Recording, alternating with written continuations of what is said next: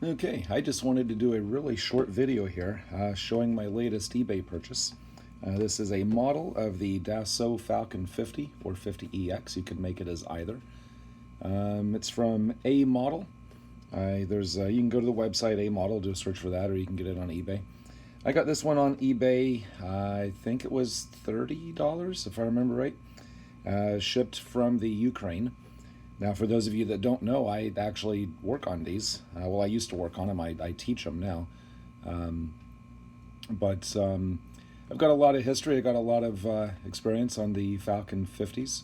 So when I saw these were available, I had to buy it. It is 1/72nd scale, which is quite a bit smaller than what I like to build scale-wise. I really wish this would have been 1/32nd would have been like big.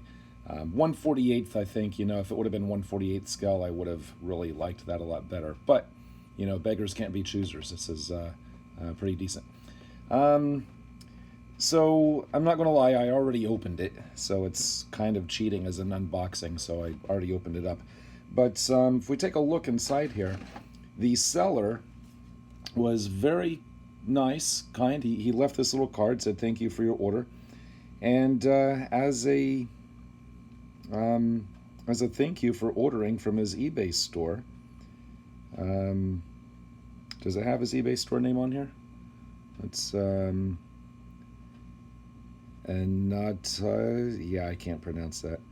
I don't know if it's even going to focus very well on camera here. But anyway, so as a thank you, he sent me 1 UAH, real Ukrainian money. That was very cool. You didn't have to do that. That's very cool. Now, in case you're wondering what this is worth American dollar-wise, I looked it up, and I wasn't expecting it to be worth a lot. It's worth almost 4 cents, 0.038, like almost 4 cents. But that's fine. I don't care. It's the thought that he sent that in there is just very cool. I really don't care about the value for that, but that's very cool. I'll hang on to that. Not going to spend that. My dad's a big money collector. Maybe I'll see if he wants that for his money collection. But anyway, so the instructions are very well printed. I already kind of went through the instructions a bit. It's very cool. They go through the history a little bit of the Falcon 50. And again, like I said, you can make this as a 50B or a 50EX. Externally, the differences are extremely minor. There's really just the TR is very slightly different, but on a model this size, you would not even notice that. You wouldn't even be able to tell that. The major differences between the 50B and the 50EX is going to be in the avionics and some of the system operations, which you cannot tell in a model like this at all. So they talk about the aircraft a little bit, and again, the instructions, they have one page showing 2 different paint schemes. They've got this one, which is cool. It's nice, and they've got this one, which I think I like this one a little bit better. And they gave the decals for, I'm sorry, I'm kind of losing my voice a little bit.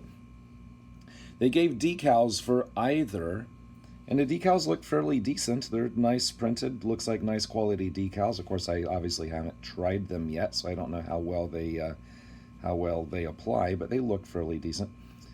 But again, I already know the what I'm going to do. The one I'm going to do, the tell number is it's N50FJ, and it's 50 Foxtrot Juliet. And the reason I'm picking that is because I have a lot of history with that aircraft as far as working on it, running the engines, taxiing it around the airport where I work. And I have one particular story that really makes that tell number stick in my mind. Is I went out to do an engine run on that aircraft one time. I used to work at a Falcon service center. And normally when I taxi the airplanes around, I would normally do the radio work myself. I would call for the clearance to taxi from point A to point B. Well, my coworker who was in the co-pilot seat asked me if I wanted him to do the radio work for me. And he was an avionics tech and comfortable on the radios doing the radio work. And I'm like, yeah, sure, if you want to do it. So he keyed the mic and he called for the tower, or the ground. It's his taxi clearance, so he called the ground control. And he identified us. He said, "This is Falcon 50," and then he paused because he forgot the pneumatic alphabet. And he said, "This is 50 Foxy Joker." And the tower or ground control, they replied back, and they said, "Yeah, Falcon 50 Foxtrot Juliet, go ahead." They didn't say anything, but they really made sure we knew that we were Foxtrot Juliet, not Foxy Joker. So I'm going to have that tail number. I'm going to go with that paint scheme. Here's a photo of what that looks like. This is from airliners.net.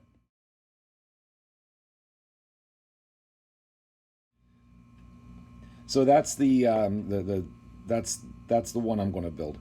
And what I think I'll do is I'll make like a base to mount it on, and have a little plaque that says 50 Foxy Joker in quotes. I think that's what I'm going to do there.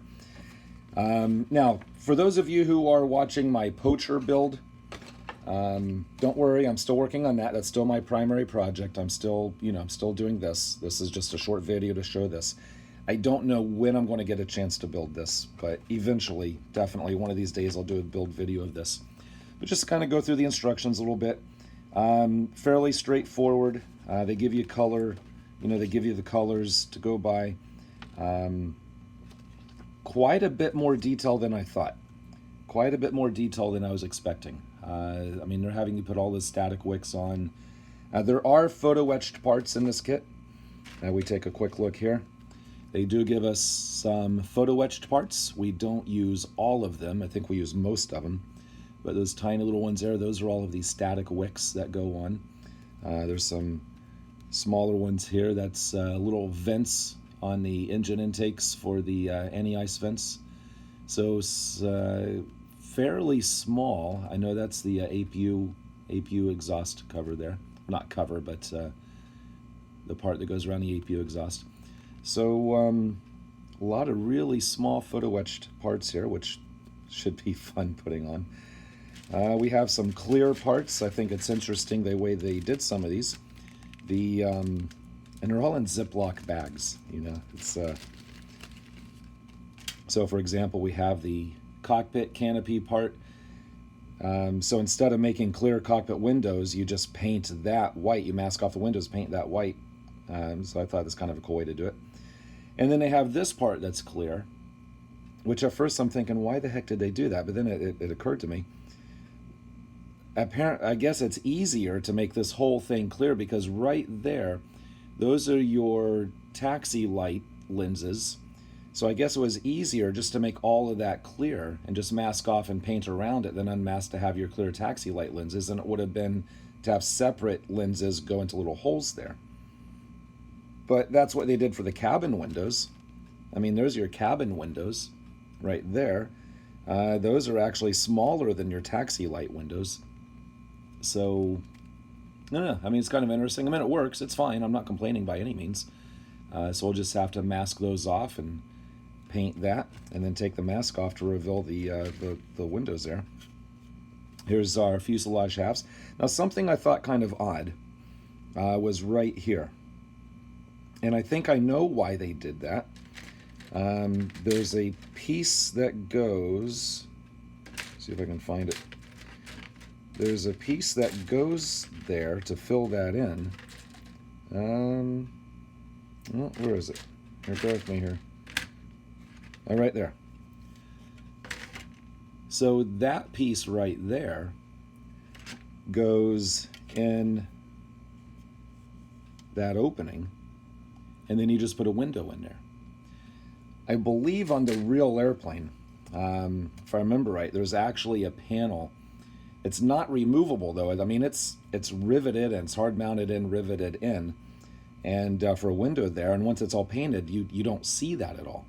So I wonder if they designed this or developed this from pictures or drawings of an unpainted airplane. But that's kind of weird that they did that. It's not an escape hatch. It's not the main entry door. The main entry door is right here. The panel lines are not that deep. I may have to try to deepen the panel lines to make the main entry door stick out a little bit more. Your escape hatch is back here. So yeah, it's kind of weird they did it like that instead of just making like a panel line and then a window in there. So that's, you know, normally on the real airplane you don't see that big square opening like that. You just don't see it.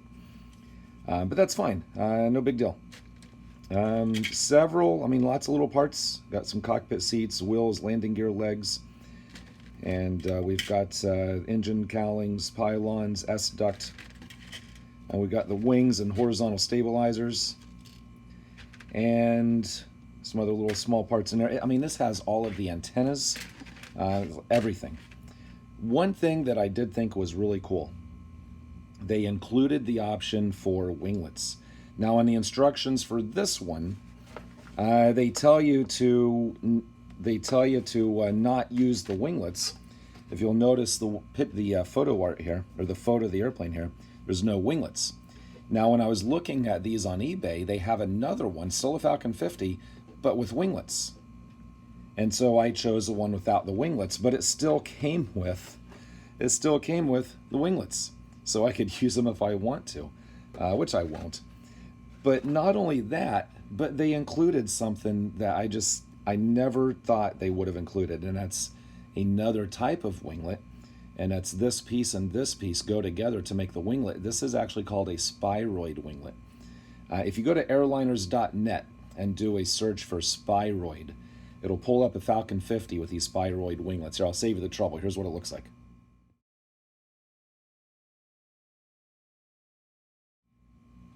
So those kind of, they go up, over, and back down, kind of making like a box structure.